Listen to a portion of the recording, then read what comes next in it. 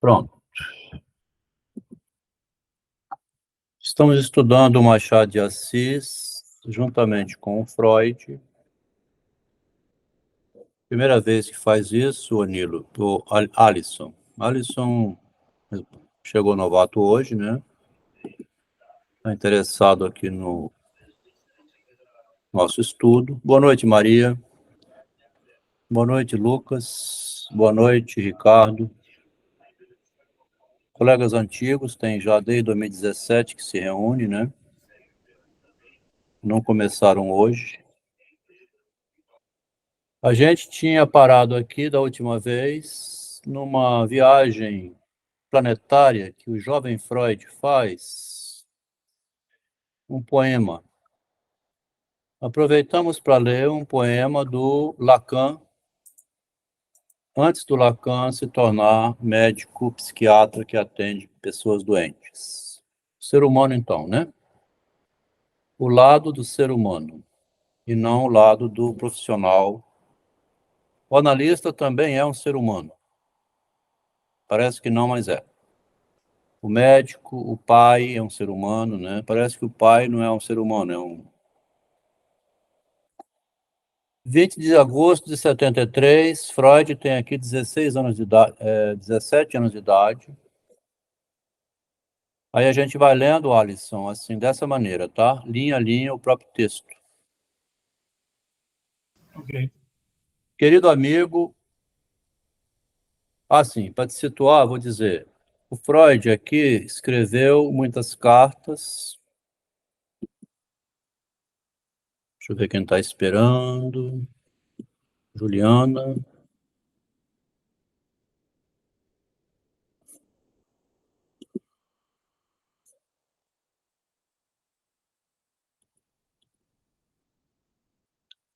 O Freud escreveu várias cartas, mas as cartas que ele recebeu não guardaram, não, só as que ele mandou. Ele assinava como Scipion. Scipion é um cachorro lá do Cervantes, né? Miguel de Cervantes. E Berganza é outro. Dois coleguinhas de ensino médio que se correspondiam em linguagem cifrada, para ninguém ler, escreviam em espanhol. Chamada Academia Espanhol, uma academia de letras que só tinha 2 participantes. É um segredinho que os 2 jovens inventaram para trocar confidências que as mães, os pais, ninguém pudesse ler, tá? Pela própria boca da senhora Lipska, escutei a comovedora notícia de sua queda, né, sua doença, talvez, sua caída, junto com algumas outras coisas que realçavam a beleza dessa boca e que confirmavam brilhantemente a fiabilidade de suas novas. Já que tinha a melhor recomendação através de Rosa, uma irmã do Freud, ela me rogou visitá-la antes de ontem pela manhã. Uma solicitação a que acedi às 10. Atendi às 10, fui lá. Não foi com gosto, né? Não foi bem, foi uma obrigação. Não vejo por que deveria ocultar-lhe, esconder isso de você, porque a minha beleza natural estava alterada em sua simetria pelos ataques rebeldes de um chinche. Como ele foi fazer uma obrigação, não estava no estado natural dele. Seja como for, a sua recepção, o modo como me recebeu, me demonstrou que estava disposta a adiantar-me do fundo da velha amizade aquilo que, na ocasião, me faltava para trabalhar de novo. Aqui o Freud vai recorrer aos recursos internos dele, jovenzinho, para atender uma obrigação de... Meu filho vai lá visitar, vai. Encontrei apenas sem câmbios, né? Sem mudanças, sem seu pequeno rosto, algo mais pálido e mais inquieto. Quantas vezes a minha mãe não mandou visitar lá ou ajudar alguém? Você vai ver, a pessoa está doente, você tem que ir assim mesmo, né? Me catequizou com a desfaçatez de um velho institutor, ao tempo que respondia a minhas bromas, contando em tom caloroso largas histórias com ar puerilmente ingênuo de uma munheca. Eduardo substituía ao senhor Sigmundi, quando esta estava cansado de falar de si mesmo. Né? E como Freud é muito ansioso assim, por dizer o que se passa com ele, nesse momento ele virou ouvinte, né? Eduardo substituiu ao Freud, ele diz aqui, né? Se eu gosto muito de escrever para dizer o que eu estou sentindo, nesse momento eu fui lá visitar uma doente, eu fui escutar e não falar. Eduardo é divertido, né? Eduardo se passa bem. Ele ressentia de haver divertido Eduardo justo um segundo antes de que caiu a verdade. Logo descreveu o próprio susto em que todos, de uma maneira bastante fascinante, os demais caíram, né? Sobre este primeiro acidente, não me estranhei especialmente. Já sabe que o amor é o único clairvoyante, o único que percebe tudo é o amor, né? Um irmão seu também estava presente, não molestou a gente, nem parecia estranhar de nada. Parece um menino bastante apagado, não sacou a água clara, não percebeu tudo, né? De uma cunhada, não vi nada. Em troca, havia dois cavalheiros de idade média, de mais ou menos meia idade, né? Insolitamente estúpidos e com grandes conhecimentos locais. Me fiz responsável de um pequeno recado para eles e prometi acompanhar ao trem, e assim também se apartou de mim este cálice. Esse problema, né? Essa situação aí, tem que ver essa palavra em espanhol, cálice. Afastou de mim esse cálice. Se alguém puder consultar no paralelo aqui no Google, tiver acesso enquanto vai vendo, que eu não consigo ver tudo, né? Essa palavra no espanhol, né? Se afastou de mim esse cálice. A tradução aqui é cálice mesmo, que eu acabei de ver aqui. Pelo que eu vi aqui, vou botar um acento aqui, se vai fazer alguma diferença, não faz diferença não, é cálice mesmo.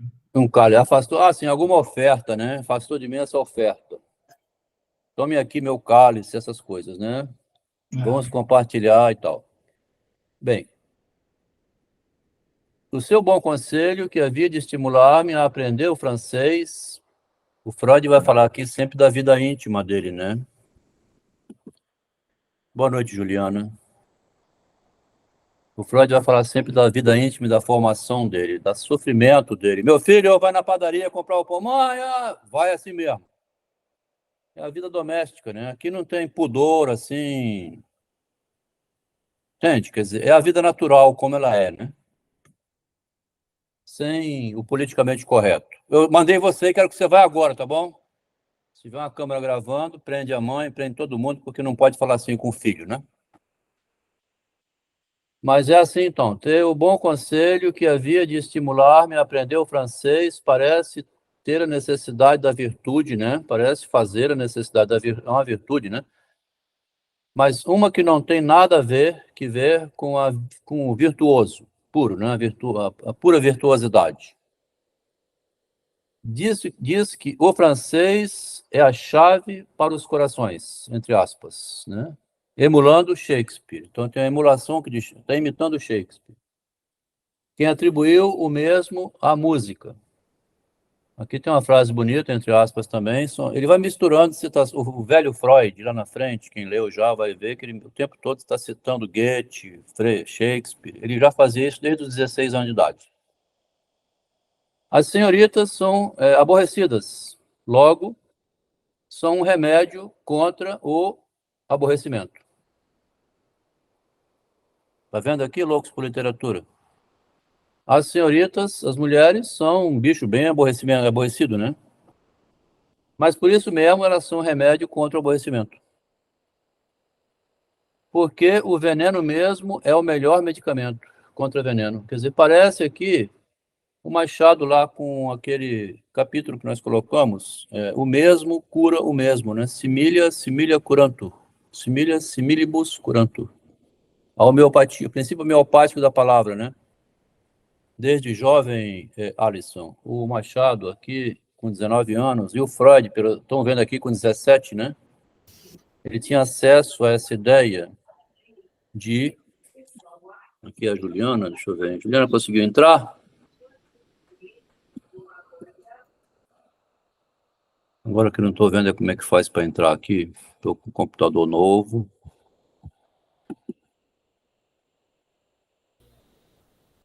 Entrou, Adelmo. Ah, entrou a Juliana? Entrou. E a... Está presente, Lucas? Conseguiu acesso? Alguém quer participar da chamada? Lucas também. Vamos participar. Beleza, vamos para frente.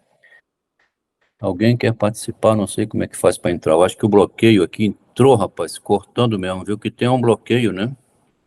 Quem não tem o acesso, agora não entra mais. Então, ativou o sistema de defesa, somente conhecidos. Aqui, rapaz, vê loucos por literatura, aqui, Nilo, ó, lá senhoritas são aburridas. Logo, como é que você vai usar uma pessoa chata, né? As senhoritas são chatas e são um remédio contra a chatice. Interessante, né? Vou arrumar uma mulher chata, ela é um remédio contra a chatice. A vida privada não parecia ser selvagem. Que frase bonita, né? A vida privada passa a ser selvagem a partir de quando? Lei Maria da Penha, você filmou o marido jogando um copo no chão, aí virou, pronto, acabou. A senhorita, mamãe era bem assim, desse jeito mesmo, né? Chata, mas ao mesmo tempo boa, né? Mas quando previamente se estava sano, aí abre a interrogação, o veneno não segue sendo veneno? É uma pergunta curiosa, né? Quando você não está doente, o veneno não segue sendo veneno, não? Quer dizer, se a palavra fere, a palavra cura, mas quando a palavra não fere, o que ela cura, né? Que pergunta, né? Se o veneno, a palavra, né, segue sendo um... Vamos para frente. E quando alguém se aborrece sozinho, né, por si próprio, não são as senhoritas, então, um veneno cristalizado do aborrecimento e, em absoluto, um contraveneno? Juliana, me ajuda aqui, pelo amor de Deus. Olha só o que está falando. Não são as senhoritas, então, um veneno cristalizado do aborrecimento e, em absoluto, um contraveneno para esse aborrecimento. Porque você tem que arrumar uma namorada bem chata, né? Ela vai tirar você da depressão na mesma hora. Aquelas namoradas chatas, assim, que você não consegue nem ficar deprimido, que ela não deixa. Então, vamos para frente. Logo, haveria de que analisar, já tem a palavra analisar aqui, né?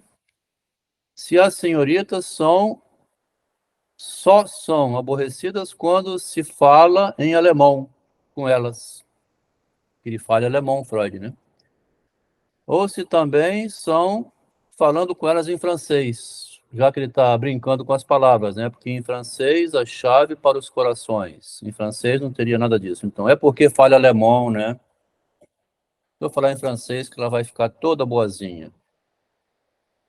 Em resumo, as senhoritas não entram em consideração, e se não obstante entram em consideração, elas não entram, mas se elas entram, é injusto quando são mencionadas. Pelo demais, saberá que aprendi tanto francês de você, como para poder confirmar a qualquer senhorita que o francês que fala é excelente. Ainda somente que faça estudado 6 breves anos. Ou seja, estudou francês por 6 anos, que botou breve, né, e fala excelentemente. E agregar também a asseveração contrária com humilde. Merci, mademoiselle, vous êtes bien bonne. vai praticando o francês que ele aprendeu com 17 anos de idade. Olha bem que interessante, o Machado, com 17, 18 anos, traduziu um artigo de Lamartine chamado A Literatura durante a Revolução, tá? A cada vez que eu vou estudando isso, eu vou ficando mais surpreso como nenhum pesquisador, Nilo, nenhum pesquisador teve o trabalho de fazer isso aqui, tá? Ninguém sabe disso. E tem 100 anos que está publicado. Cadê os pesquisadores? É coisa muito curiosa que seu membro da Academia Espanhola, né, o outro, né, ilustrado leitor de tamanhos livros, volumes espanhóis, não compreendeu a tu, compadre e compinche de Cipión, escrevendo esse cachorro, né, esse perro, que sou eu, né, que sou eu, uma burla de las menos chistosas que escreveu. Saiba, pois, que escrevendo em alemão, a primeira vez, a voz English, miradas, era uma ambiguidade.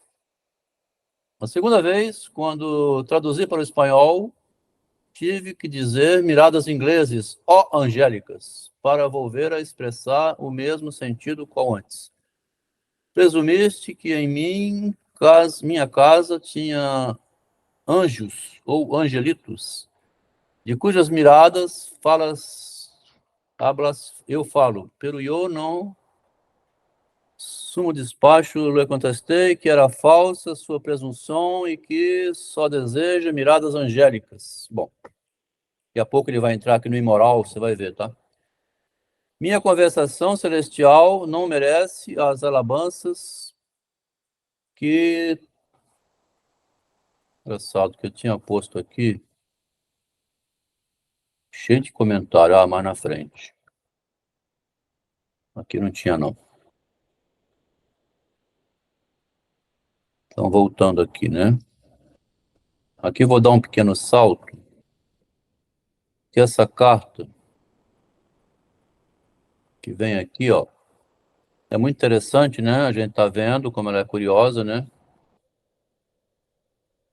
Antes eu costumava atentar suas cartas antes de abri-la para ver, né? Apalpava a carta para ver se não tinha algo dentro, como um grosso prego de papel, talvez um retrato, né? Ele queria do amigo um retrato, mas agora renunciei a isso, não procuro mais ficar palpando a carta para ver se mandou algum presente, uma moeda, um retrato, alguma coisa concreta, né? Gisela, que conheces e não conheces, tem visto e não recorda, Gisela Fluss, né, a irmã do Emil Fluss, que o Freud queria namorar com ela. Não, o jovem Freud de 16 anos, né? Não é porque outra ha ocupado seu lugar, mas lugar que pode estar vazio.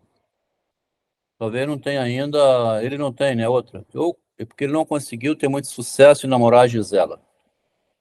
Ou como não há um lugar vazio na natureza, digamos que foi cheio de outra coisa como ar. Parece a música de Chico Buarque, né? Um copo vazio está cheio de ar. Digamos que foi cheio de outra coisa como ar. Quando o sistema hidrográfico que formam os rios chega em Viena, muitas vezes fiquei ausente disso, muitas vezes, e encheram menos. Bom, vou pular isso aqui. Não deixe de ser curioso, mas vamos para a próxima carta. A próxima carta, e depois vai construir o prédio aqui, né? O primeiro andar, o segundo andar e o terceiro andar. Edifício filosófico do jovem Freud, ele vai começar a erigir. Ele já tinha feito um encontro anterior, né? Quem acompanhou, quem tem um livro quiser ler depois, para ver melhor, assim, uma doutrina dos números, né? Ele diz que há uma doutrina dos números, uma doutrina da abstração numérica. Relendo esse texto, essa semana eu fui lá reler, né? Fui ver assim, parece que ele contrapõe uma metafísica, um mundo de abstrações contra o mundo empírico da experiência, aquela doutrina dos números dele. Aqui ele vai construir também um sistema, primeiro, segundo e terceiro andar, parecido com isso. Mas vamos ler essa carta aqui antes. Agora nós estamos em agosto de 73. Te comunico agora mesmo, exatamente 1 hora, chegou minha mãe.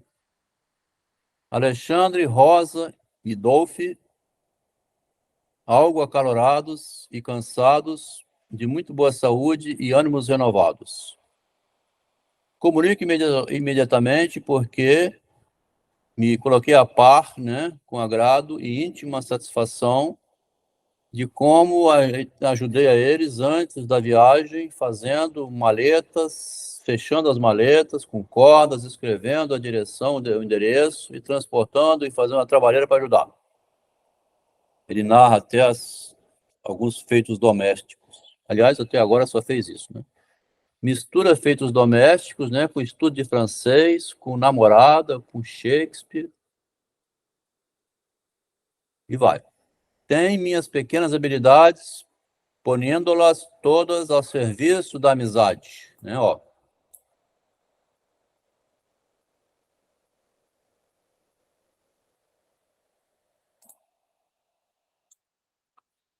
Vou fazer o seguinte, um minutinho só.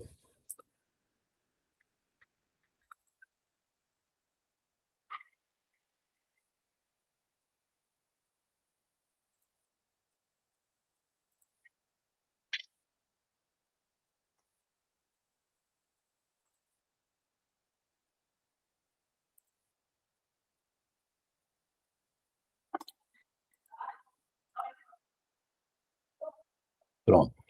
Não apareceu de novo, agora na outra versão aqui, porque estava...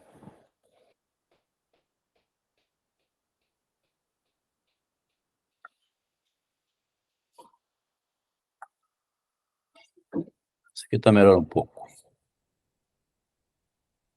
Então, voltando aqui, né, 28 de agosto. Isso. Tem minhas pequenas habilidades, ponendo-las todas ao serviço da amizade, né? Isso aqui. Me propuseram interrogar-nos a todos exaustivamente sobre ti e escutar tudo que contam de ti, mas quase me há demasiado trabalho, porque eles declinam, né, Eduardo, em cada frase, através de 6 casos. Eu, o Eduardo, dela Eduardo, para o Eduardo, ele Eduardo, para o Eduardo. Sempre Eduardo Silverstein zombando dele, porque ele passa o tempo todo em contato com esse amigo virtual, né, que fica distante dele. Te agradeço de todo o coração as incontáveis amabilidades que te mostrei, até o ponto em que eles competem em alabar-te ante os ouvidos curiosos, como se quisessem oferecer o seu valor ao mercado. Sei muito bem que tudo isso não faz muito menos em mim que mesmo somente eu, planeta. Ah, tá. Sei muito bem que tudo isso não lo fazes, nem muito menos para por mim, e que eu mesmo sou somente eu, né? Um planeta que agradece a luz, a graça da proximidade, desde que alumbra o sol.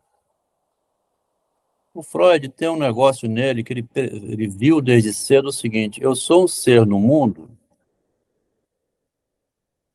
Sabe aquela história de Belchior, Chico Buarque, assim? O Belchior diz assim, eu abandonei a medicina, falou, eu não preciso que vocês me ensinam de nasce o sol, lá bate meu coração.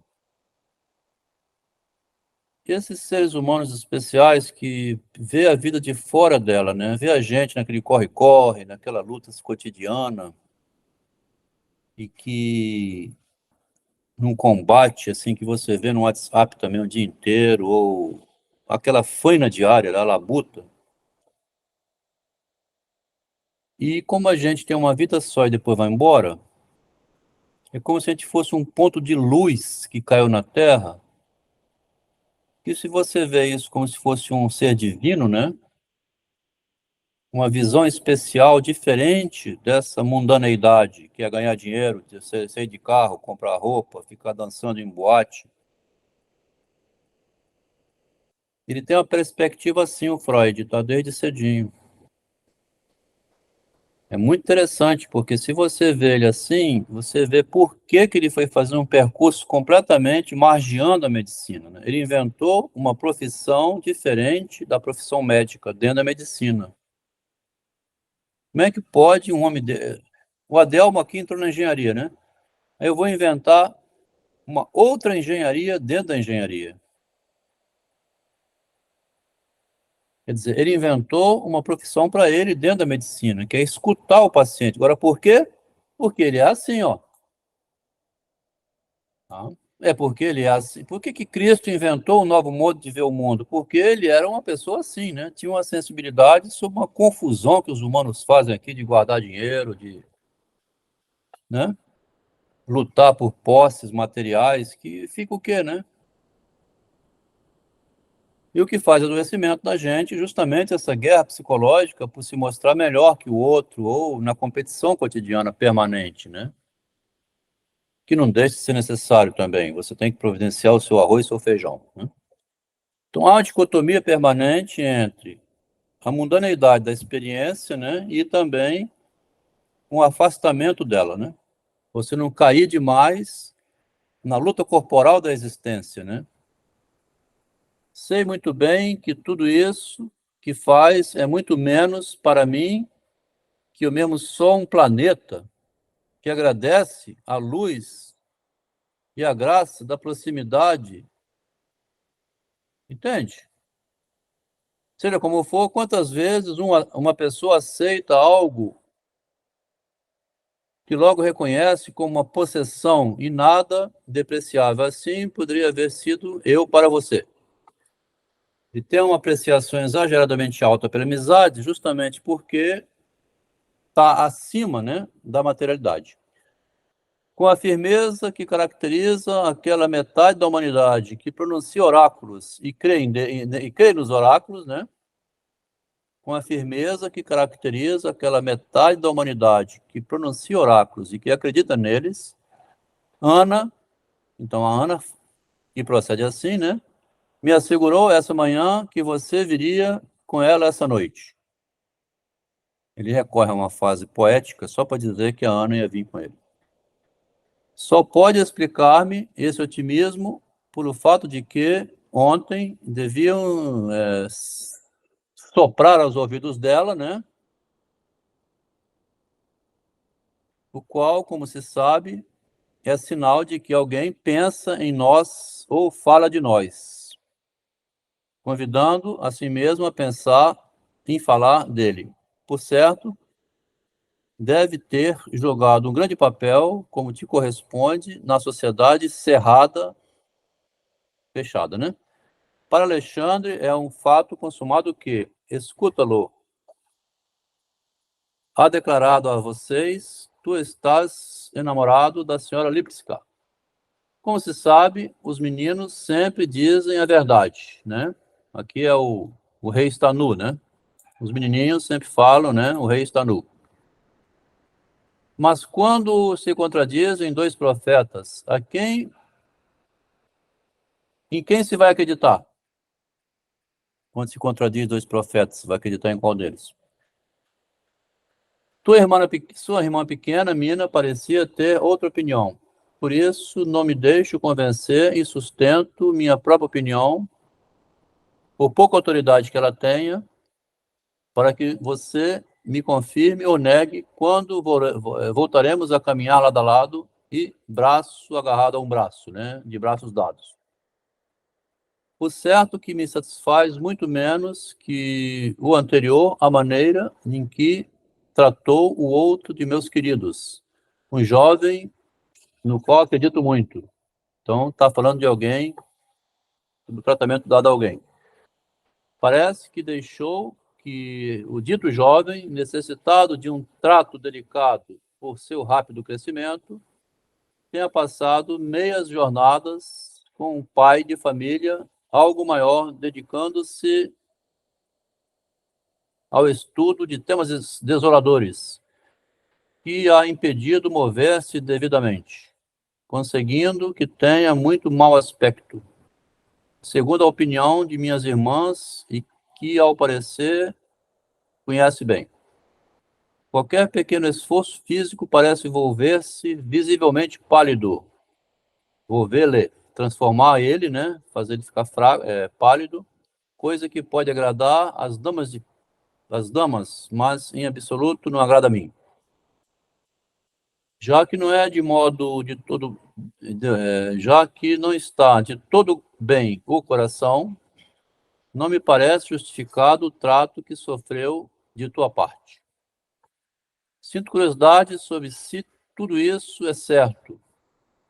O domingo tiverei durante alguns minutos na estação de trem e nos dias que se seguem espero ver-te e falar com você largamente. Na atualidade tenho que trabalhar inevitavelmente algumas horas cada dia, 4 horas pelo menos. O resto do tempo passaremos falando, caminhando e viajando, com independência de que sejas meu amigo desde que faz muitos anos, unindo a mim por avatares comuns. Unido a mim por avatares comuns. E a academia espanhola que ele criou, né, os dois, tem uma academia só de 2 estudantes.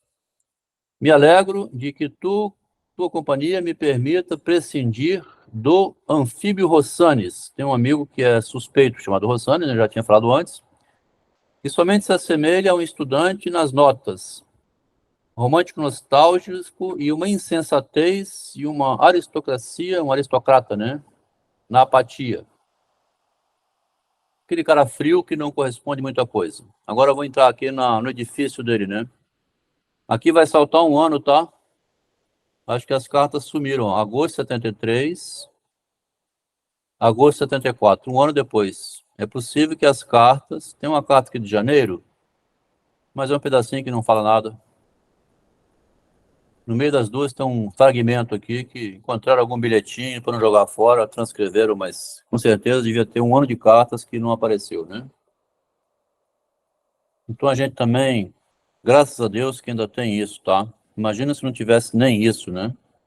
Perdeu um ano, mas ainda tem um pouco ainda, né? Tem bastante. Dá para a gente ter uma fotografia, né, um retrato, né, escrito da mente de quem era o Freud antes dele vir a ser o homem que foi, né? Aí a gente idolatra menos e humaniza mais, né?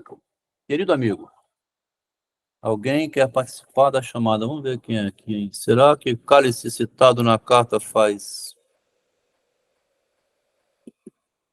Quem é que tá? Deixa eu ver aqui um minutinho na internet aqui, hein?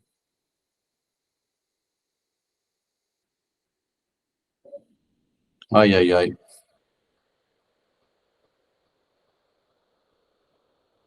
Deixa eu colocar aqui, porque tem gente reclamando.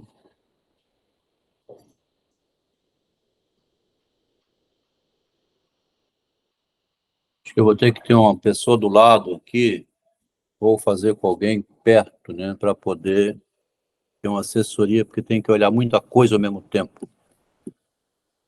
O celular.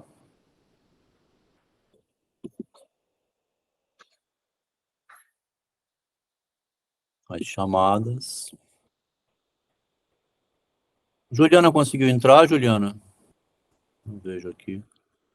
Tá conseguindo ouvir, Alisson?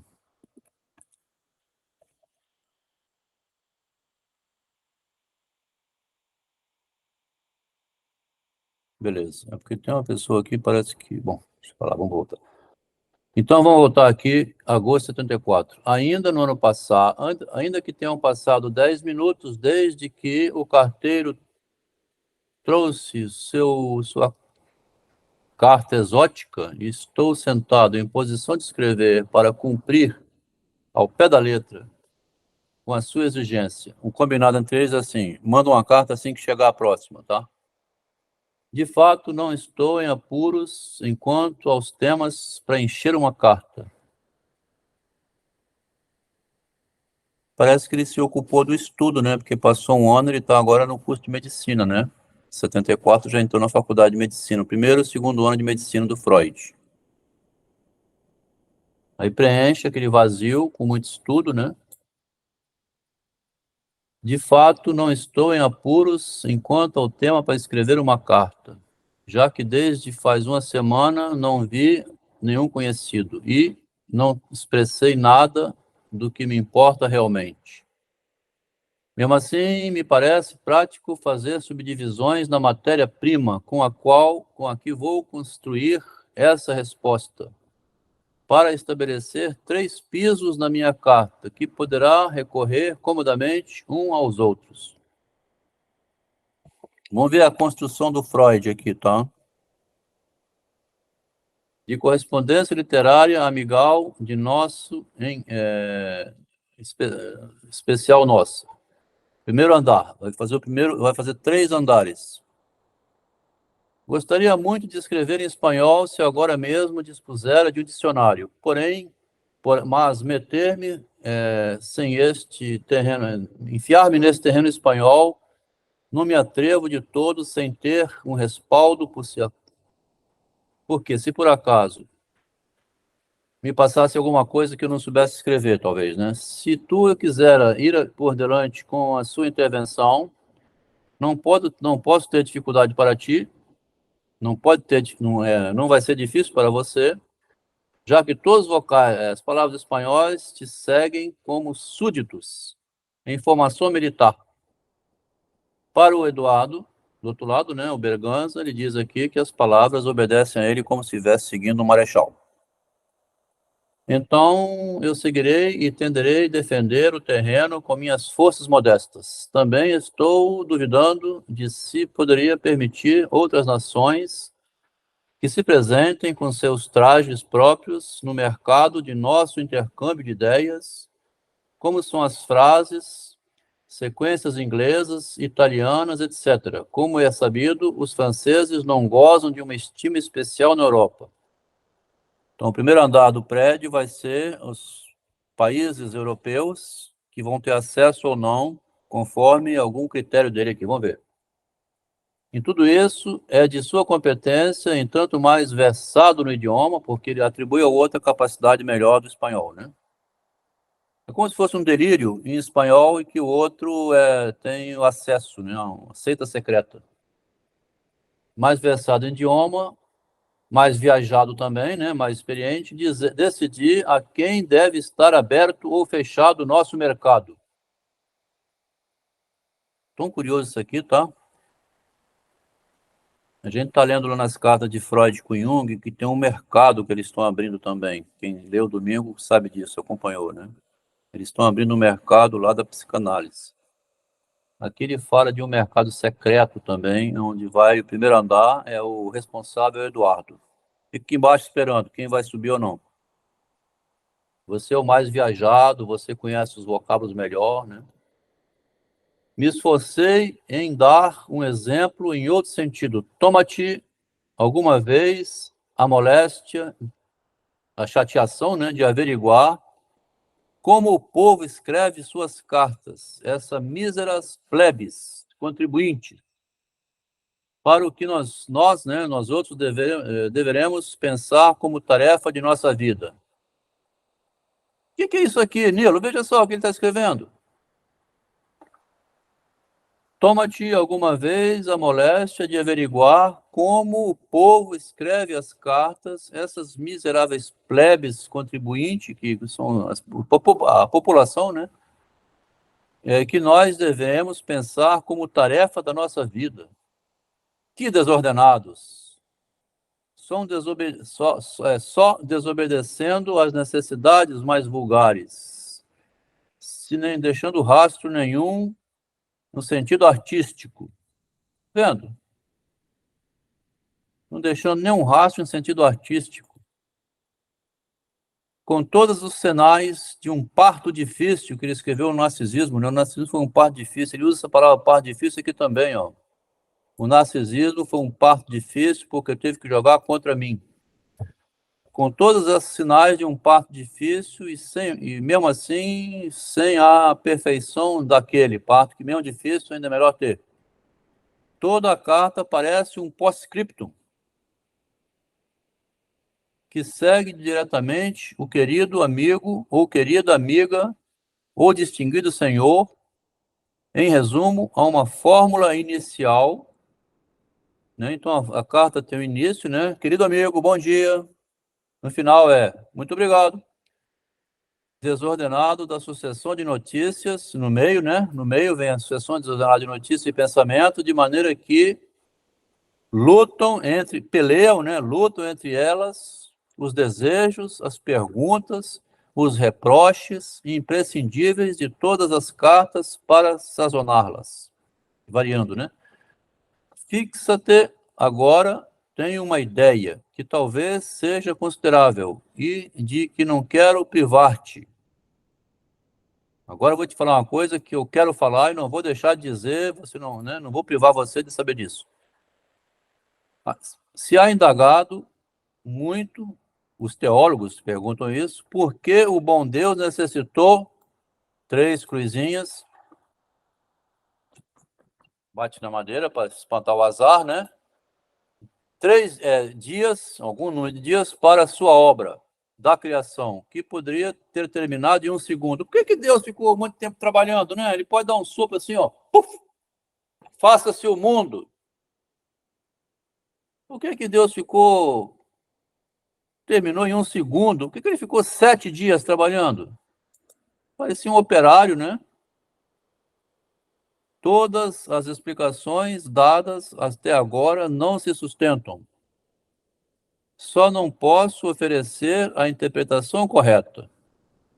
Ele quis mostrar aos homens que em toda obra tem que guardar uma ordem e uma sucessão razoável das diferentes tarefas parciais. Parece que é assim, né? Quer fazer o pão? Tem que pegar o trigo, tem que pegar a água, tem que pegar o fermento, tem que fazer, né? Botar, esperar, botar no forno. O ser humano não é Deus que fala assim, pum, aparece um pão feito, né? Primeiramente isso. Em segundo, Deus teria feito tudo de uma vez e essa doutrina se teria perdido para os homens no seu esforço para assemelhar-se a Deus. Tá vendo? Por que então que a Bíblia diz que levou 7 dias? É que se os homens têm que parecer com Deus, tem que trabalhar 7 dias, né? Por semana, descansar o domingo, né? Alguém quer participar? Mais alguém ainda? Alguém quer falar? Ah, Nilo, pode falar. Eu estou achando interessante nesse trecho é que o Freud é filho de pai judeu, né? Então, o que me chama a atenção nesse trecho é como que com essa idade ele já começa a criticar um pouco, né? Se questionar sobre a ótica do pai, que certamente judeu, né? Vai enfiando na cabeça dele toda essa teologia, né? Aham. É. Como é que vai aparecer pronto se não trabalhar para fazer, né? Esta ordem tendrão que mostrar agora também nossas cartas. Ele salta de um pedaço para o outro, tá vendo? As cartas também são construções lentas e demoradas. Esta ordem também terão que ter nossas cartas. Mas não será uma ordem artificial e sem vida, senão que uma ordem de obra de arte. Até o escrever carta é uma obra de arte, né? Cujas partes não somente se diferenciam entre elas, senão também mostram uma estreita relação mútua. Assim eu me ponho como um construtor que ha levantado o edifício em 3 pisos desta carta, e cheguei ao término do primeiro piso. Solto a paleta, né? Solto aqui o meu pincel, que é um artista que está construindo, né? Para reponer-me antes de começar o segundo. Vou me repor, né? Deixa eu descansar um pouco, que eu sou Deus, né? Estou construindo um prédio, levei uma semana aqui, um período para fazer o primeiro piso, né? Vou descansar. Ao final do primeiro dia, Deus dormiu, né? Foi dormir. Agora eu vou descansar um pouco, eu trabalhei o dia inteiro. Segundo piso. em que se tem alojado umas notícias de mim e de meus quefazeres e que não fazeres, no segundo piso. Haverás apreciado como vantagem especial de meu sistema de construção que haja descuidado por completo das escadas. Não tem escaleiras. O prédio dele é um salto do primeiro. Interessante porque ele está usando uma comparação bem de engenharia, né, Adel? É Interessante isso. um A prédio, né? palavra é uma forma de construção. Que interessante você falou, né? A palavra como construção, né? Construindo Fiat Lux, então, do Machado, né? A gente leu lá o Fiat Lux. Faz-se pela palavra, né? Agora está chegando um aqui, vamos ver, Denilson. Alô, Denilson. Chegando lá de Moçambique, né? 9 horas da noite, Moçambique. Agora é o quê? Meia-noite, né? 3, 4 da manhã? Não, 1 da manhã. Boa noite, Denilson. Fala o seu português de Moçambique aí, rapaz. Você está com microfone, áudio, vídeo, tudo. Pode falar? Sim, sim, consegue escutar. Beleza. Está audível desse lado. Tá ouvindo, tá ouvindo bem? Que horas agora aí da manhã? 1 hora? 2h07 da madrugada. 2 horas da manhã. Isso aí. Custa caro aprender, né, rapaz? 2 horas da manhã, né? O que que te acordou? Algum mosquito? O que que foi que você pulou da cama aí? Eu lembrei que tinha marcado de assistir na quinta-feira. Aí é Ah, quinta-feira, que já é sexta-feira, então já é sexta. estava aí navegando e tal. Já, compromisso. Tinha que assistir Tranquilo, essa aula. Cheguei tranquilo. atrasado, mas O Danilson trabalha na área, tá, para fazer área de matemática, né, de empreendimento, né, mas também tem interesse na subjetividade. Aqui o Freud, Danilson, acabou de construir o primeiro andar aqui, ó, da casa, né, ele está construindo um prédio, o Nilo lembrou aqui, é um prédio feito de palavras. Aqui na primeira parte do prédio, ele diz que Deus, se fizesse em 1 segundo, ele teria feito o mundo inteiro em 1 segundo, um sopro só, mas ele resolveu não fazer assim para a gente ficar imitando ele, né?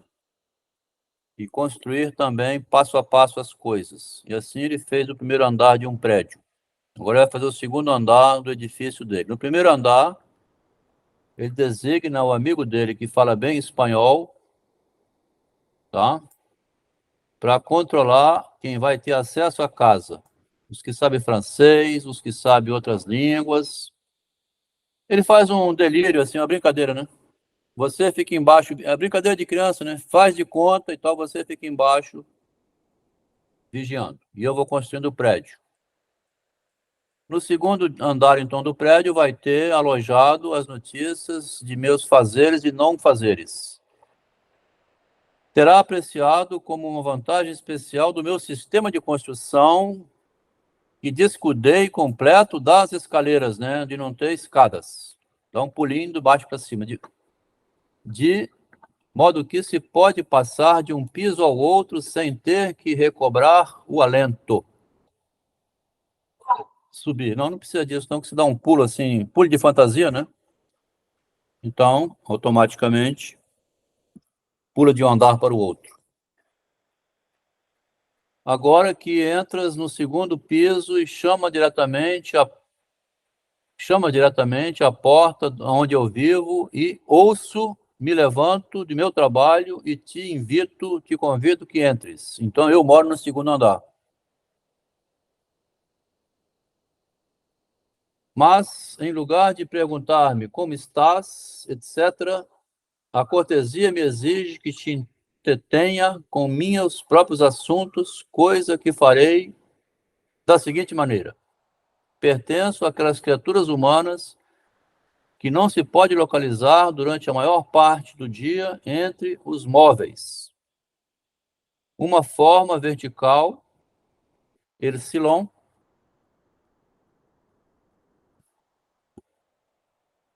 tem alguém querendo entrar?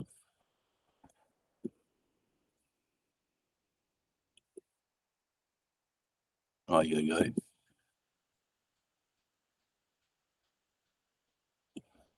Alguém saiu, quer entrar, não sei, fazer aqui como é que faz para entrar.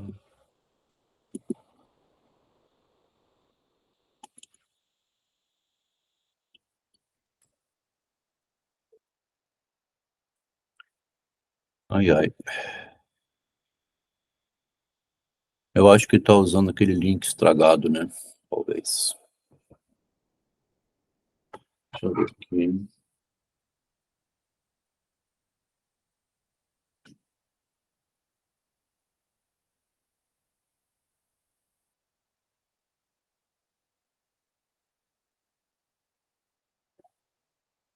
Talvez seja o Fabiano, né?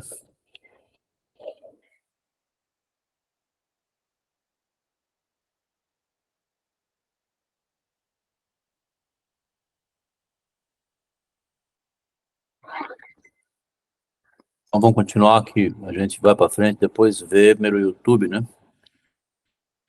Pertenço àquelas criaturas humanas que se podem localizar durante a maior parte do dia entre os móveis, um de forma vertical, como um silon, ele fala aqui, e outro que se estende horizontalmente, como a mesa, algo vertical horizontal, e que o que começou a surgir, o que deu começo à civilização, né? Como coincidem os historiadores da cultura, porque esses móveis reclamam, reivindicam com razão o predicado de sedentário ou de assentamento, dado que esta posição não ocupa de maneira igual a todas as partes do corpo, senão que as mais nobres sobressaem de maneira notável da tábua horizontal, que é a mesa. Me sinto obrigado a fazer duas coisas em função de sua ocupação: ler e escrever. O Freud construiu um prédio, né? Aonde, no segundo andar, ele fica sentado, lendo e escrevendo. Pelo que escrevo é matemática e o que leio é papel. Hamlet deveria ter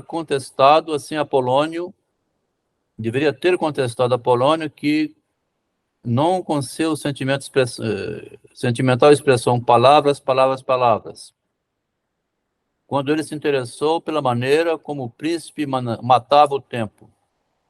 Ser papel é a propriedade comum e também o destino compartido de todos os livros. Ser papel.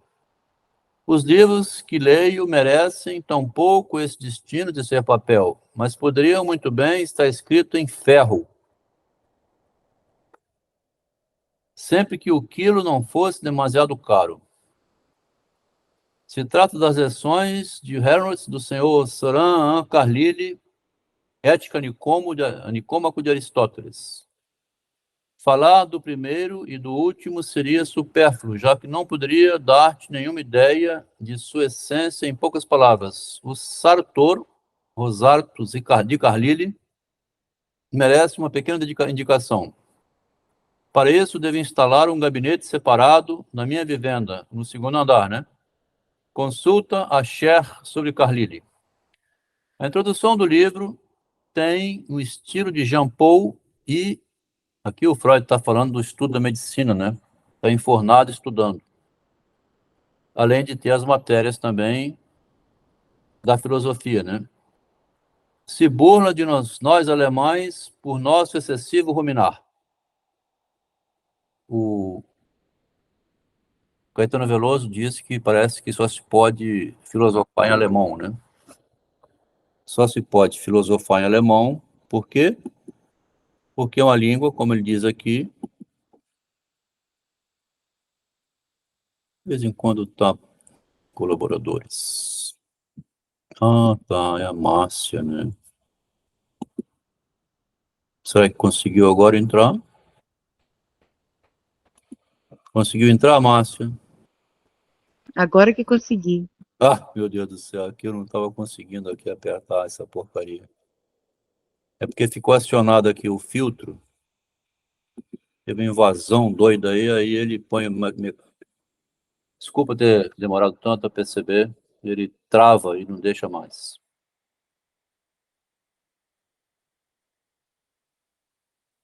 Mas é muito interessante aqui, Márcia, como é que o Freud faz 3 andares, tá? O primeiro andar, né, do conhecimento, o segundo andar do conhecimento. No segundo andar, ele está dizendo que dedica-se a ler e escrever. É como se fosse Tem a mesa onde ele fica sentado e tem os livros. Ele diz que deviam ser escritos de ferro. Ó. Vai falar do Carlyle, né? Também diz que o Jean Paul e outros aqui, né? Por lo demais, o inglês, zombam, né? De nós, os alemães, por nosso excessivo ruminar. Porque a língua alemã, ela é muito cheia de partícula para penetrar em qualquer região, e o Caetano Veloso, a gente estava lembrando aqui, fez aquela frase que só se pode filosofar em alemão. Por quê, né? Nietzsche, Freud, um monte de gente, que Edmundo Husserl, quase não tem filosofia em francês ou inglês, é tudo alemão. Um catedrático alemão, Diógenes, merda do diabo, professor das ciências e general ou ciência das coisas, em gerais, na universidade, não se sabe de onde, escreveu uma filosofia das roupas, que envia ao autor, que é chamado Carlyle, e roga de publicar tradução para a Inglaterra. Este responde ao desejo na medida que traduz, ao menos em extratos, essa obra curiosa, né, Filosofia das Roupas, cujo autor parece julgar com toda a gama de cores, um Fausto e um Mefistófeles, está vendo? Do Goethe. Um satírico e um filósofo. Uma visita a Alcibíades, de 76, repetida em 82, do Machado, fala do incômodo das roupas, da indumentária, assim, por que se usa chapéu, né, essa roupa, os seres humanos assim andando? Aí ele faz o Alcibíades aparecer lá de Viena, cair de paraquedas no Rio de Janeiro, e aquele modo de vestir da Grécia, o Alcibíades pergunta, o que é isso aí? Isso é um chapéu. Isso aqui é o quê? É para você se enforcar, rapaz? Não, cuidado, isso é uma gravata. Então, o estranhamento com a roupa, o incômodo, né, com as roupas, com o indumentário, os modos de vestir, uma filosofia das roupas tem Machado, né? No conto O Empréstimo, ele escreve o seguinte, o Machado, ó, vou divulgar uma anedota, mas uma anedota no genuíno sentido do vocábulo, que o vulgo, né, o homem comum, ampliou às historietas de pura invenção. Esta é verdadeira. Podia citar algumas pessoas que a sabem, tão bem como eu. Nem ela andou recôndita, escondida, senão por falta de um espírito repousado, que lhe achasse a filosofia, tá vendo? Como deve saber, há em todas as coisas o sentido filosófico. O Carlyle, ó, descobriu o dos coletes, o sentido filosófico dos coletes, né? Ou, mais propriamente, o sentido filosófico do vestuário, que você chega no lugar, assim, com as roupas, né? Aí você é identificado pela roupa. Sentido filosófico do vestuário. Ninguém ignora que os números, muito antes da loteria do Ipiranga, formavam o sistema de Pitágoras. Pela minha parte, creio ter decifrado este caso de empréstimos, e desver se me engano. Aqui, o Machado no empréstimo é um sujeito que vai pegar um dinheiro emprestado e tem toda uma questão, né? Quando você chega perto de alguém que tem um dinheiro e você precisa, você se sente pequenininho desse tamanho, né? Porque o outro parece grande, está arrumado, né? O ambiente. É tão interessante porque o Machado faz isso dividindo aqui a casa em andares. O extrato social, né? Entre os pobres e os ricos. Então, essa filosofia das roupas, que escreveu aqui o Carlyle, né? Estava comentando no grupo assim, parece que o Machado encontrava o Freud na Rua do Ouvidor. Os dois eram amigos. Não é possível que... Tem muita coincidência, né? Os nossos pesquisadores aqui das universidades, os leitores que estão lendo, né? Loucos por literatura, você que é apavorada com literatura, me explica uma coisa. Como é que os nossos pesquisadores não vieram mostrar isso aqui? Gente, o Freud e o Machado É coincidência demais, né? Porque o Machado está toda hora falando do Fausto. Sátiro. Olá, Roberto, boa noite. E também, ó, o Machado está sempre falando do sátiro, né? Que satiriza a miserável condição humana, né? Aqui ele vai falar aqui o merda do diabo, ó. Este responde ao desejo na medida em que traduz, ao menos em extratos, essa obra curiosa cujo autor parece jogar com toda a gama de cores. Então, um autor que joga com todas as cores, né? As cores, assim, metaforicamente. Um Fausto e um Mefisto, um satírico, um filósofo, ao mesmo tempo, que dirige-se logo, com 17 anos de idade, escrever isso.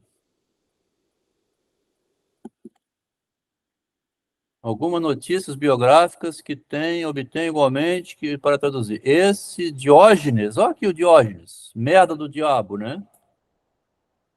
Porque o Machado, ele toma o Diógenes, assim, tenta divinizar demais o homem, e ele vira falso, né? O homem seria o homem de Diógenes, é um homem comum, que erra, que é não, aquele Diógenes lá de cínico, né? E o Machado também chama atenção, o Freud aqui, né? Esse Diógenes, merda do diabo, é um expósito, educado na cidade, no charco de Patos. Pelo matrimônio Estuche, estudou na instituição de fraude. Visitou logo a universidade, sofrendo todas as misérias e necessidades do futuro gênio. Pelo que Carlyle mostra sua admiração. Debaixo de todos os nomes cômicos se esconde, empero, uma profunda sabedoria e os trapos de muitas cores da palhaçada cobrem as feridas abertas da humanidade. Tá? Aqui. Encobrem as feridas abertas da humanidade. Estão enfeitando o palhaço, né? É, o tempo todo. E do herói do relato. O que comunica a filosofia das roupas, né? Philosophy of Clothes. Em parte, tem rasgos de paródia, em parte também em uma visão inteligente que surge do pressuposto de que os vestidos são uma representação da aparência. Vai citar agora uma citação entre aspas. O corpóreo, em geral, de trás de los que o espiritual se esconde por vergonha. Espírito escondido por vergonha, né? Suponho que o ar metafísico que hueles aqui te dará mareios, vão te deixar com enjoo. Te levanta, pergunta brevemente pela saúde, minha estimável família, que está bastante bem, e logo sube ao terceiro piso. Então, passou no segundo, visitou ele estudando, lendo essa minhoca toda aqui, né? Fazendo o ensino universitário, né? Pode ser também aqui os degraus do saber, né? Primeiro andar, o segundo, que seria o do meio, que é o ensino universitário, que ele está debruçado sobre esse monte de baboseira que é obrigado a ler, né? Mas que é importante também, você não pode ir para frente sem cultura nenhuma. E vai chegar ao terceiro andar, né? Vai chegar ao terceiro andar da sabedoria. Primeiro andar da sabedoria, segundo, terceiro. Deixa eu ver aqui, né? Roberto, conseguiu entrar? Deixa eu ver aqui, hein? Eu cheguei depois de alguns minutos tentando várias vezes. Rapaz, distribuíram o link, né? Botei para alguns colegas aqui, espalharam o link. Entrou uma turma aqui, cara, teve que refazer tudo, demorou um pouco. Terceiro andar. Onde você encontrará uma grande coleção de gente perdida. Terceiro andar, onde ficam as pessoas perdidas. Concorridas de todas as partes do mundo. Que desejam habitar no terceiro andar. Saiba, vosso senhor, doutor Benganza, aí vai entrar, ele dirige-se, né, com o amigo dele, em segredo, só tem 2 pessoas, né, nesse mundo deles, né, mas, ao mesmo tempo, tem a multidão. Dom Berganza, que do museu, nem do Largo do Tempo, estricta formação de la Greda, se ha visto ou ouvido falar coisa até aqui. O que fácil se possa explicar quando se pensa que não se há buscado a saber algo, nem de minha parte, nem de outra alguma, nem de nenhum outro lugar. Assim, aqui no terceiro andar, vai entrar a população, ó, a zombaria dele, hein? Chega falando inglês, grego. Em grego nem o Rosanes, que é o que ele não gosta muito, né? Nem de seus companheiros tem escutado algo. Assim parece que se encontram bem, que não necessitam nada. Vai chegar mais um que vai falar em latim. Nec aliorum que en hac urbe mesentur tibi que... Aí vem falar aqui embaixo em latim. Tampouco posso referir-te nada dos outros que viviam na cidade. Estou só. O que nunca antes ocorreu em sua carta foi o primeiro que me exigiu tempo para uma resposta. Então, ele está dando uma resposta aqui, mas em latim, né? Alguém quer falar? O terceiro andar, o pós-faculdade ou durante ela, quando se tem que ser autônomo, aparece, né? Ele está chamando aqui, ó, grande coleção de gente perdida, concorrendo de todas as partes do mundo, né? Um chega falando grego, outro chega falando latim. Se queres que te envie alguns livros que são aí dados à luz, como a continuação de Shakespeare, não faz mais que dizer. Diga logo que eu te mando. Para ontem, antes de ontem, se havia anunciado uma grande caída de meteoritos. O melhor, o bom dia, bom Deus, acalmou esta manhã a causa do mau tempo, né? Aplazou para amanhã a causa do mau tempo. Deve ter adiado, então. Bom Deus. Faz 4 dias que tento fazer uma excursão a Brul e por la manhã nunca me atrevo a estimar que fará um bom dia. Chega de manhã e quer ir para Brul, olha assim, rapaz, o tempo, hein? Acho melhor não ir. Ainda que o passo das horas me sabe mal haver desaproveitado o tempo tão esplêndido. Depois vai ver, o dia foi ótimo e acabou não indo. Hoje tinha tomado a firme decisão de atrever-me a fazer a excursão. Hoje eu vou. Ainda que o tempo fosse duvidoso. Sacanagem, né? Sempre adia porque o tempo parece que é ruim, mas acaba não sendo. Mas hoje eu vou. Resulta que ontem umas espessas neves empezaram a rodear o horizonte e esta manhã flutuava no oceano sobre o pavimento da cidade, da rua. Agora estou em El Desván de minha casa para ver se amanhã finalmente chegará o dia tão desejado. Aqui, a gente parece que, se for ler metaforicamente, quando ele chega no terceiro andar, ele fica nesse impasse, para que direção eu vou? Esse tempo ruim aqui é tudo metafórico, né? Não sei se ele está falando, de fato mesmo, de um tempo ou de uma decisão na profissão, porque ele ia fazer histologia ou filosofia, ou as diferentes partes do corpo, né? Que seriam a área psiquiátrica, e depois ele decide fazer a fisiologia. O Freud inicialmente era fisiólogo, depois ele foi para a neurologia, estudo do cérebro, mas não pela psiquiatria, e sim pelo orgânico. Ele foi fazer a medicina não do lado psicológico, psiquiátrico, que quem fez isso foi Jung. Porque a psiquiatria na época era toda, como estão vendo lá em Jung, né? Assim, o mesmerismo, banhos, eram ataques ao corpo para ver a resposta na mente. Então ele preferiu fazer o estudo do cérebro pela neurologia.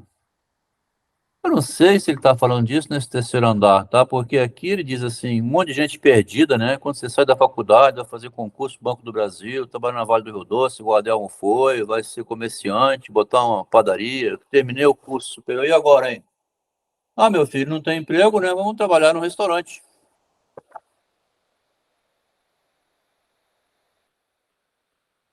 Tomei a firme decisão de atrever-me a fazer, ainda que o tempo fosse duvidoso, mas resulta que ontem umas espessas nuvens empeçaram a rodear o horizonte e esta manhã flutuava sobre o oceano do pavilhão da rua, né, da caia. Agora estou no desvão de minha casa para ver se amanhã finalmente chegará o dia desejado, quando os albanilhas han terminado uma casa até o teto, né, até ele teto, põe um tabuleiro decorado com ramas de abeto, donde oferece por escrito um vivati ao maestro de obras. Terminou a casa, né? Pode vir morar e tal. E geralmente, ainda que é o filho e neto deste, né? Tá pronta a casa, olha aqui as flores, toma a chave, né? Vem morar. Aqui eu sou o mestre de obras. Parece o Schreber escrevendo aquele livro dele, um delírio, né? Casou com Deus. Aqui isso é mais humano um pouco, né? Não casou com Deus nenhum, mas fez assim. Aqui eu sou o mestre de obras. Terminei a casa, pero o proprietário é tu. E desde o teto de minha casa, que se acaba de construir, te mando um cordial saludo. Desde o teto, né? Subiu no teto. Valeu, Berganza, acabei a casa. Teu Scipion. Não está tão cuidadosamente construída que não se haya olvidado, esquecido alguma que outra coisa ou outra. Os albanilhas logo de lá terminam de fazer, né? Te roga fazer menos confidências à tua nova tia das que fizeste antiga, que é a anterior. Ademais, escrevi muito e pronto, e terminar de bostejar, para que tua carta dê testemunho daquela força juvenil.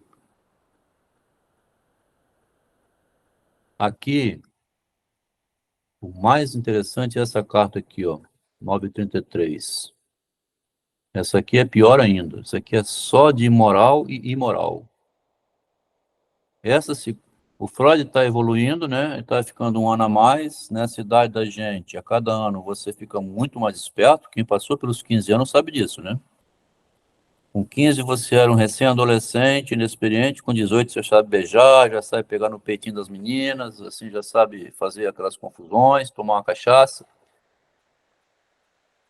Então ele está construindo ao mesmo tempo, em paralelo, assim, o próprio crescimento espiritual, interno, intelectual dele, porque aqui ele vai falar de Tristan e Isolda, que vai falar Dama das Camélias, ó. Leu Dama das Camélias aos 18 anos, da mesma idade que Machado tinha lido em 57, também leu com 18 anos. Tá vendo que loucura? Ô, Alisson, você disse que estudou o Machado, né? Tá acompanhando ainda?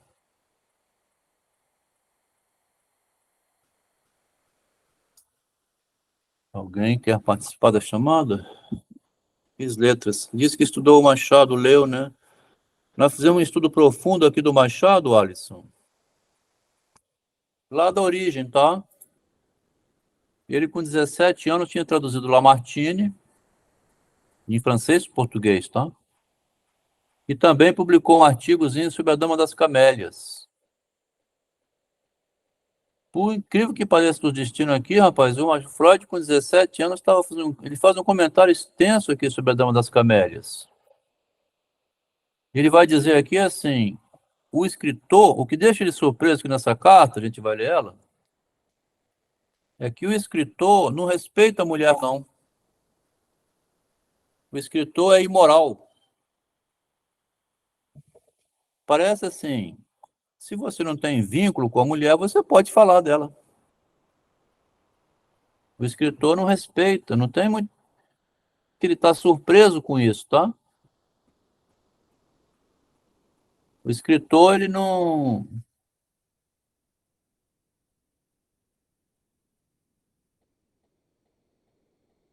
Quando em sua amável carta chamaste minha atenção no dia 18 de agosto como cumpleanos, né, o aniversário de Sua Majestade Apostólica, o imperador Francisco José I provavelmente não sabia que 2 dias depois os povos da Áustria celebrariam o momento solene do começo da maioria-deidade do nosso príncipe herdeiro. Então tem um segredo aqui que foi revelado, né? Foi decretada a maioridade, sendo que ele vai dizer na frente aqui da carta, né? É impressionante que os príncipes vivem escondidos e de uma hora para outra aparece como príncipe, né? Príncipe herdeiro. Apesar de seus 16 anos, o nobre Polito ainda tem plumagem muito escasso e se lê, protege cuidadosamente dos intentos de voo próprio. Um garoto de 16 anos torna-se príncipe, ele tem que responder de uma posição burocrática que não corresponde à idade mental dele, né? Então ele tem que fazer voo próprio, mas não pode. Ou ele vai ter que fazer de acordo com os conformes burocráticos de um império, né? Qualquer caso, estes dias não são memoráveis porque sinalizam o fenômeno pouco atendido de que também os príncipes herdeiros têm um ano mais a cada 365 dias, né? Tem um ano em que completa um ano, a idade. Alguns diários que li com motivo desse acontecimento se põem como loucos de surpresa, não sei se grátis ou pago, e publicam suas tonterias inenarráveis, que não se pode narrar. Por exemplo, um deles, Lu compadece porque a partir de agora perderá a ilusão da juventude dourada, tendo de concentrar seu pensamento e aspirações no futuro governo de um grande império. Tá? Não vai ter vida comum, né? Parece o Buda quando saiu e depois viu o mundo e abandonou completamente também essa vida imperial. Como se as coisas mais inúteis do mundo não estivessem ordenadas da seguinte maneira. Aquela parte da camisa, né, o pescoço, assim, que eu fui olhar no dicionário, o coelho de camisa é a abotoadora que fecha aqui em cima, né? Coelhos de camisa, filósofos e também monarcas. São os inúteis, né, eles chamam. As coisas mais inúteis do mundo.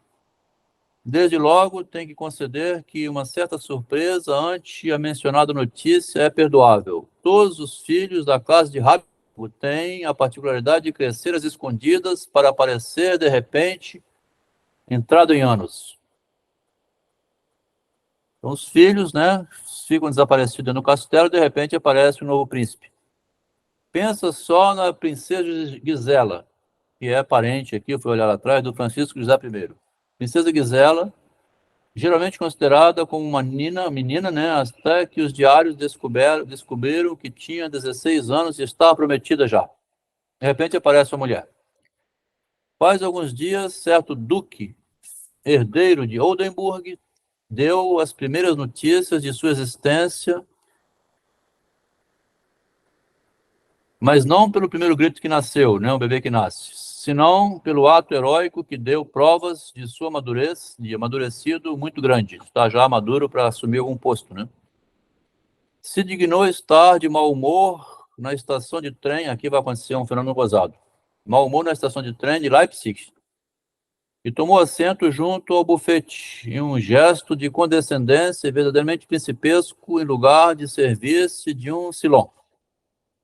Ao dono do local, quem convidou a abandonar o seu assento, mas sem conhecer, porque era um príncipe, porque de outro modo seguramente haveria oferecido uma almofada, né? Não viu que era um príncipe, agraciou com uma bofetada. Sai daqui, rapaz, mancebo, aqui não é lugar para você sentar, não. Agraciou com uma bofetada. De souvenir, como souvenir. Aqui este devolveu, acrescentando algo mais em lugar de não volver a lavar-se nunca mais a parte atingida, né, para conservar a honra de tão alto toque, coisa para que Sua Alteza não estava preparada. O público também tomou partido e untou com óleo de punhos ao desconhecido príncipe futuro, parecido. Você imagina você sair de príncipe disfarçado, né? Tem um conto do Machado que o príncipe enjoou de ser príncipe e resolveu virar na multidão. Quando ele vai para a multidão, ele vê que é ruim ser da multidão. O príncipe aqui, rapaz, foi para o lugar errado, deram um tapa na cara dele.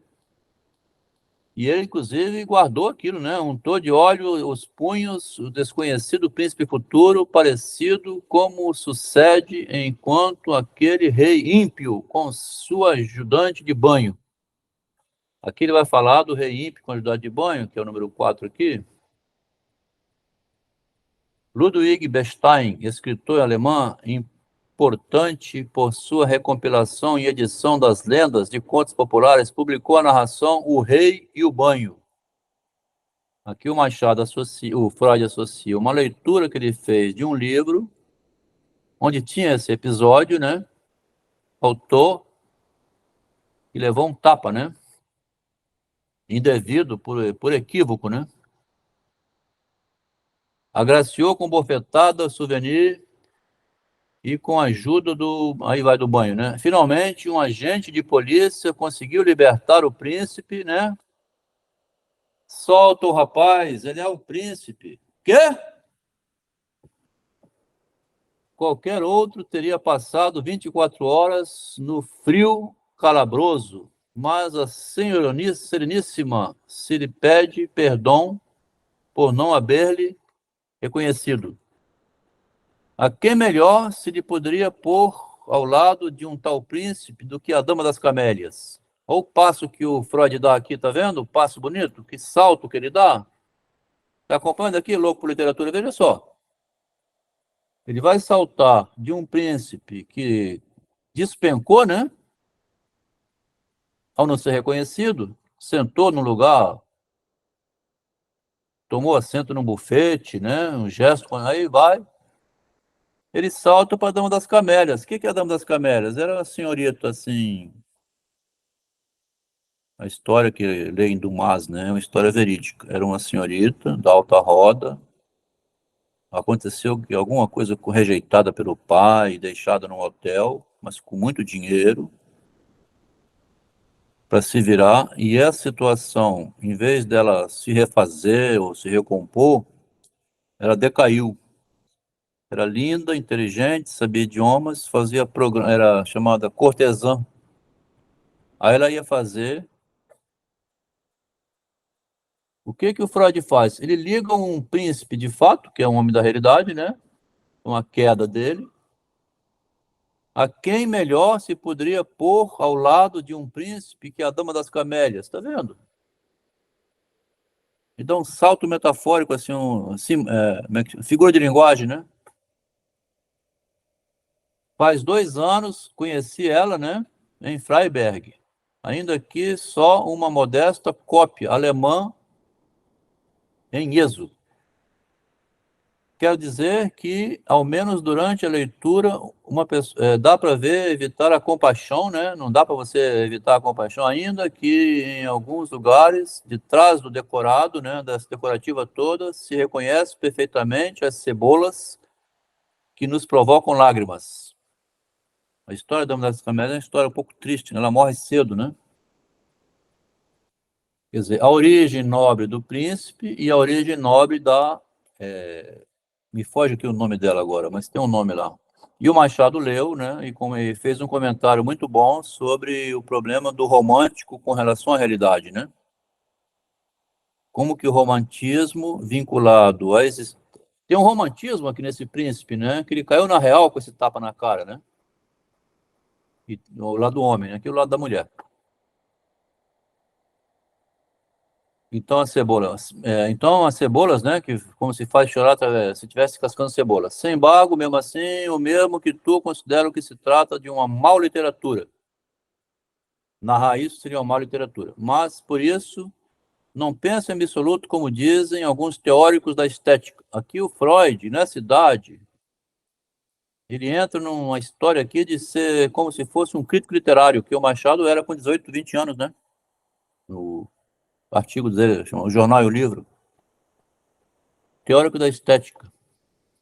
Que tudo que, segundo a letra da lei burguesa ou mosaica é imoral, também carece de poesia.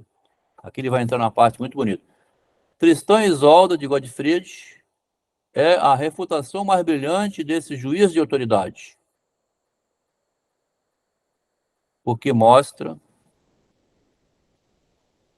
Tristan e Isolda, né, as cartas, né, são cartas íntimas que têm muito sentido assim do amor carnal também e também ao contrário, baseado no poder de nossa própria paixão, a poesia pode sublimar muito bem até certo ponto o imoral, tá?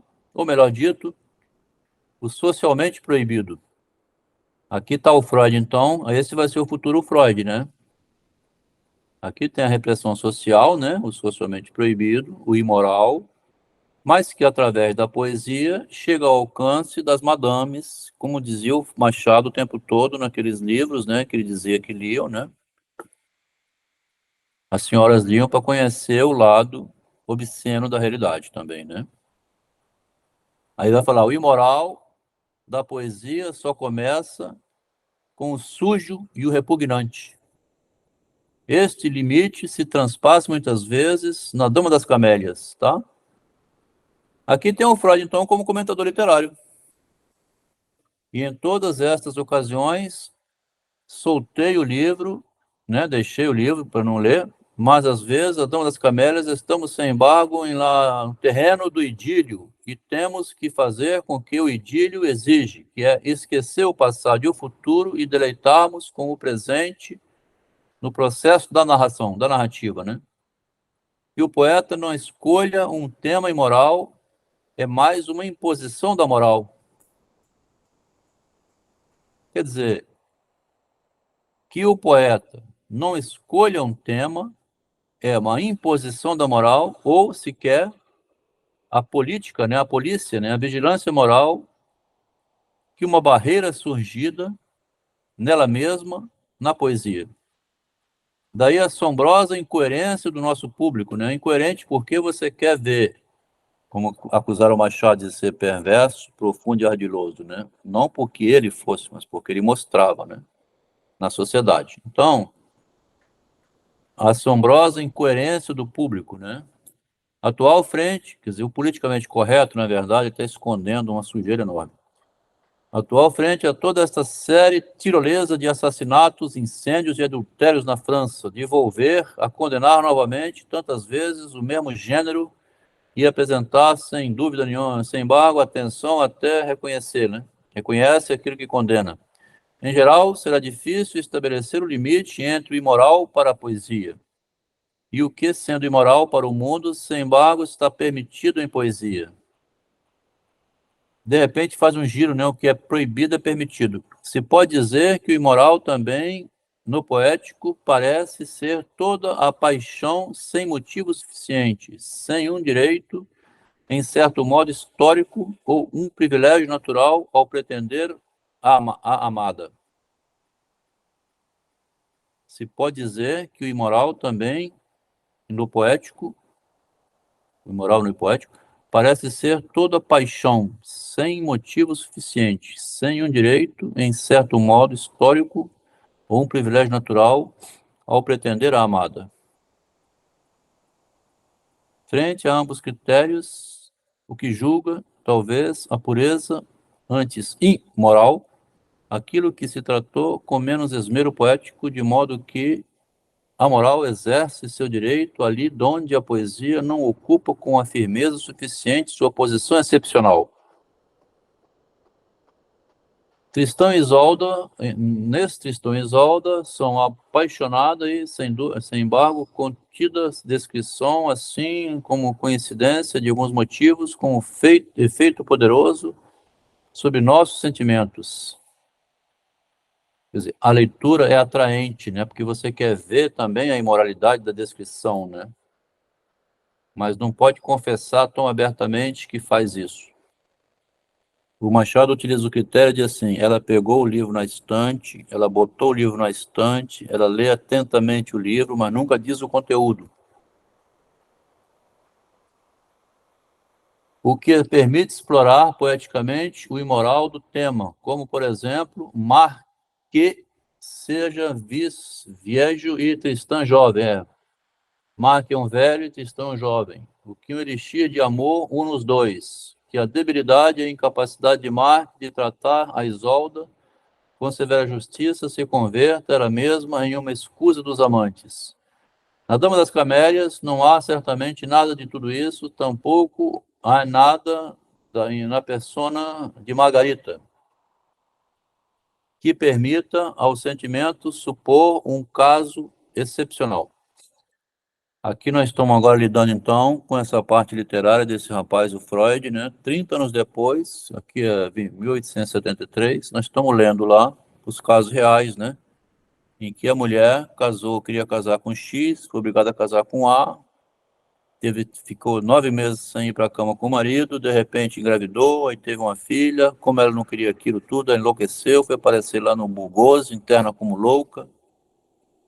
Então, interessante que nós estamos aqui numa parte literária que depois o Freud vai ter nas mãos, né, essas personagens literárias existentes na vida real, não como personagens literários mais, mas como seres reais, enlouquecidos pelas interferências dos pais e a própria situação humana com relação ao sexo, né?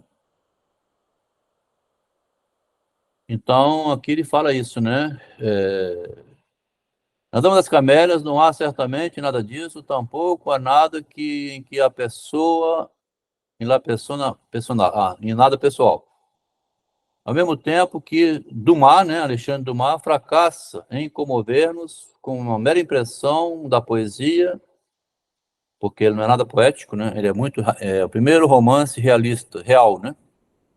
Fracassa em comover a gente com o lado poético da poesia, quer excitar-nos, ao menos por meio do efeito de contraste.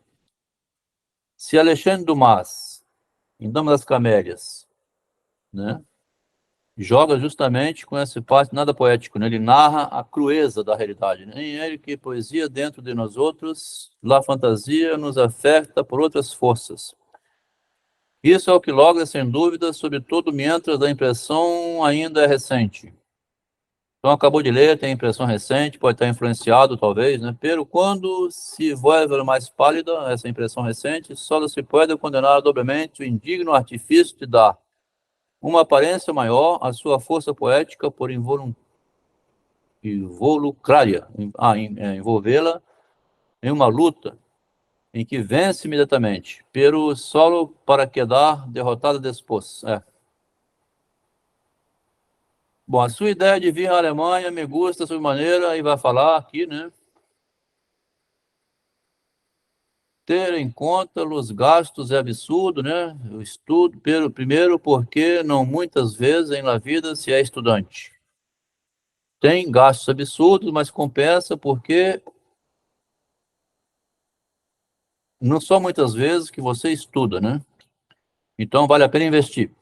Não posso recompensar debilmente, apesar da minha antecipada confiança de que põe em minhas capacidades médicas. Está começando a medicina, tá vendo?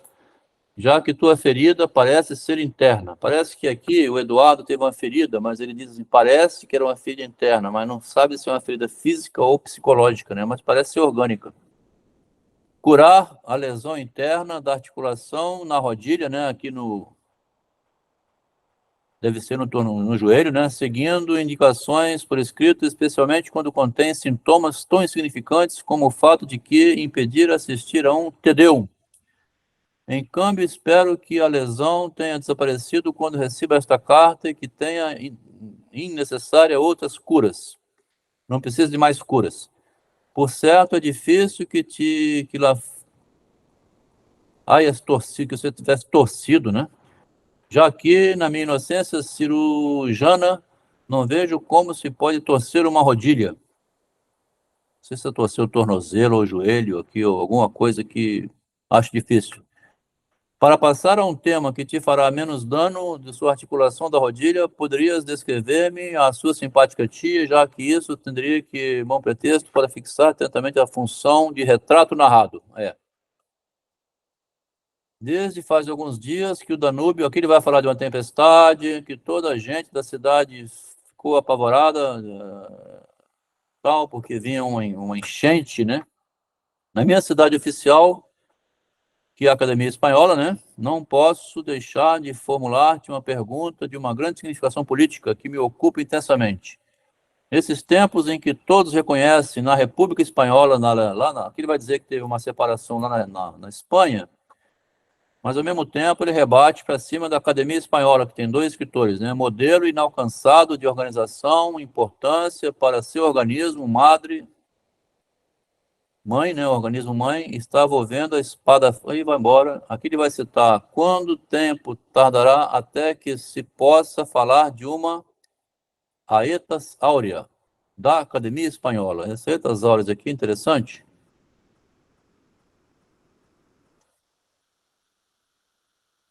Ele fala o seguinte: o sacrifício das princesas parece referir-se à exclusão de Istossaura.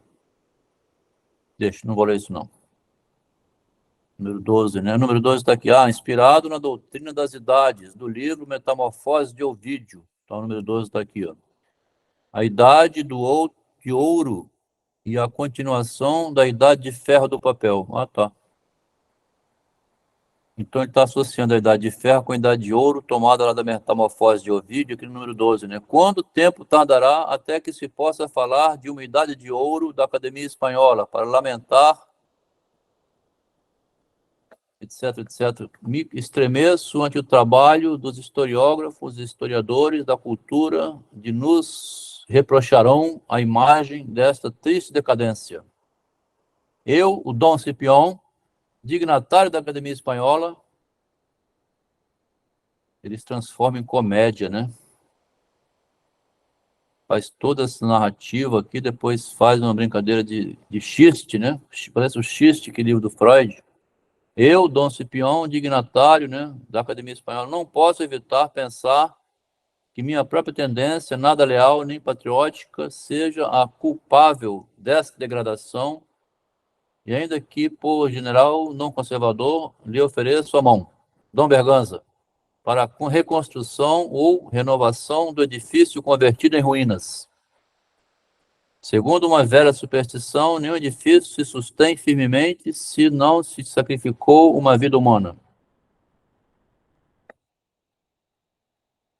Essa citação vai aparecer em outras obras mais na frente do Freud, tá? Ele preserva isso aqui como um fato que... Aqui dá a impressão assim também, o Freud se informou demais, né? Ele lia muito, tinha uma cabeça cheia de pensadores já, de Shakespeare, de Ovídio, de... como é que chamou aqui? Dama das Camélias, e também tinha já aqui mais atrás um pouco aquele Carlyle, né? Ele estava muito... como aquele conto chamado Anjo das Donzelas, em que a Cecília lê demais a desgraça do amor e decide não casar com ninguém. A impressão que o Freud encheu a cabeça de muita informação, né? Mistura de latim com grego, num prédio que ele faz de 3 andares. Aí progride para dizer aqui: segundo uma velha superstição, nenhum edifício se sustenta firmemente, senão o que eliminou uma vida humana. Precisa morrer alguém para o edifício ficar de pé. Repleto de contradições, né? Então, vamos terminar por aqui, não avancei mais, também já são 10 horas, né?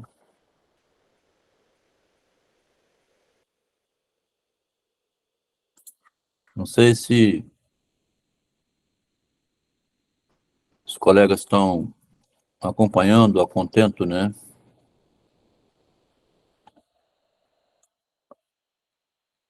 O que você achou, Lucas? Nós vamos terminar agora.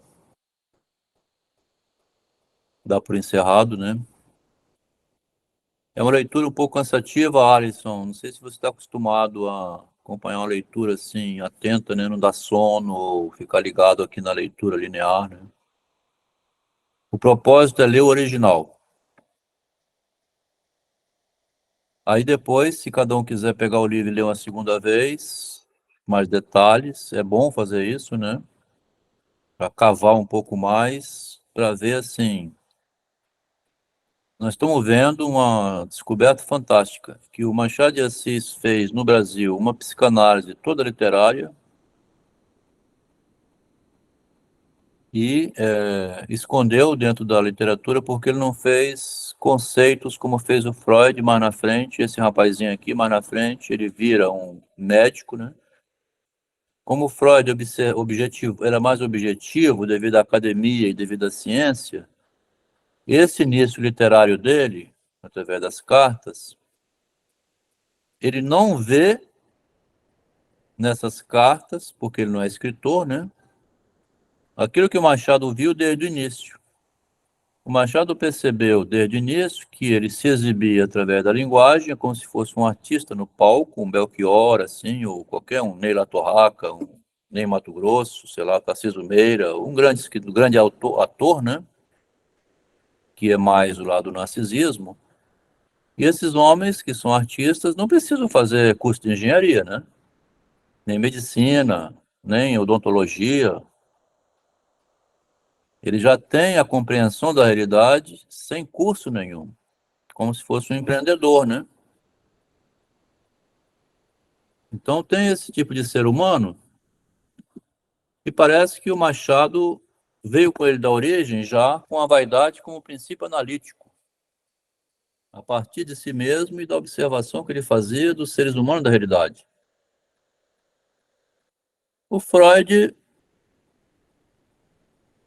o Nilo, não parece que ele também tinha esse princípio literário, mas parece que a academia, a obrigação de ser médico, assim, ter uma profissão, ganhar dinheiro, nem que ele tenha inventado uma arte psicanalítica, né, dentro da medicina, mas ele, ao transformar em conceito, conceituar demais, ele deixou...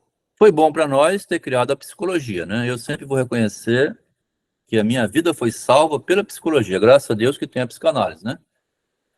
E o Machado também, ele escondeu a psicologia dele, mas ela está me sendo útil agora para ler o Freud e voltar sempre, indo do Freud ao Machado, indo e voltando, porque ele tem uma concepção psicológica da realidade que ele manteve ligado o tempo todo. O Machado é aquele homem que jamais teria que ir a um psicólogo, né? Porque ele já estava atento ao jogo, ninguém ia passar ele para trás. E o Freud, talvez por ter voltado demais para a ciência e acreditado que o inconsciente fosse um objeto científico, ele não viu que o inconsciente, na verdade, é aquilo que você percebe atrasado. Aquilo que você percebe atrasado é que passou inconsciente de você. E é o que ele vai ver depois que ele descobre o narcisismo na relação com Jung. Quer dizer, o fato de você estar objetivando demais a realidade faz com que você perca o subjetivo dela. Né? Me dá a impressão que você objetiva demais umas coisas, aí depois você chega todo derrubado, assim, porque te enganaram, né? E vai procurar o padre, vai procurar um criminoso, você está afim de matar alguém, conversa com o delegado, fala assim, calma, rapaz, você deu bobeira. Aquilo que passou despercebido, que então seria o inconsciente, o Freud parece que ele, quando foi tentar, assim, objetivar demais o inconsciente como objeto científico, nisso acabou criando uma psicanálise que é bom você conversar com o analista até passar o nevoeiro, né? Você descobrir que é você que dançou com a linguagem. Nós estamos vendo aqui um modo de ler a psicanálise junto com a literatura do Machado que eu acho que ninguém leu ainda. Fica indo demais o analista, assim, 15, eu fui 13 anos analista. Sempre indo, estudando muito Freud, Lacan, muita teoria demais, assim. Eu virei, inclusive, um missionário da psicanálise. Até recuperar o lado humano, que nisso se perde, esse lado humano da psicanálise. Você vira um defensor de ideias, e às vezes até arrogante, tá? Não, rapaz, você não estudou psicanálise como devia ter estudado. Fica assim, defendendo discurso. Tem uma frase bonita que o Nilo escreveu lá, assim, por debaixo do... Tem até que ler lá de novo, porque essas formulações é bom, original, como ela está, né? Por debaixo de todo esse Tem o ego do analista, né? Debaixo de todo esse arcabouço assim, de arrogância, de imponência, é porque você ainda não foi até o fim de análise, você está fugindo da análise, você tem que voltar ao consultório, descobrir mais. Não é isso, né? É descobrir que a gente está sempre sujeito a ser enganado. Pronto. É estranho que a gente precisa passar, né, por essa interlocução com o analista para a gente cair no real de que a gente não precisava passar por ele, né? É estranho isso, né? Agora, quando a gente vê o Machado, eu acho que é justamente porque ele escreve já vendo o real e vai imaginando a coisa, é como se, de fato, o que ele escreve como explicar, Delmo? É bem isso que você falou, né? O Freud fica tão detido para explicar o real que ele se perde nele mesmo, né? É. E o Machado já vai escrevendo com toda a liberdade, constatando o que ele está vendo. Enfim, dá o que pensar. Agora é curioso perceber como que os dois, né, tem uma linha, né, de pensamento muito parecida, né? Consultou os mesmos autores. Estranho, muito, muito engraçado isso. Isso é surpreendente, tá? Eu nunca vi ninguém viver que ele tinha lido Carlyle, tinha lido Schiller, como ele diz. Eu também nasci na Arcádia, um falou, outro tinha visto Ross. Eles estavam com os mesmos autores na mão, e o Machado, com esses autores, como ele tinha o princípio petalógico na mão, né? Tudo tem que ter cuidado com a petalogia. Ele foi armado com esse elemento que é defensivo, né? Que se você fica o tempo todo com o pé atrás, você não vai confiar, já que não pode confiar, né? O herói mítico na Pílulas e Orestes é sempre uma pegadinha. Você dá chance a que alguém te passe para trás e confidenciar demais dados que ele pode usar contra você. Bom, então a gente continua no domingo, né? Essa pesquisa das cartas tem sido para mim aqui uma novidade impressionante. Eu estava enjoado de estudar psicanálise pelos conceitos convencionais.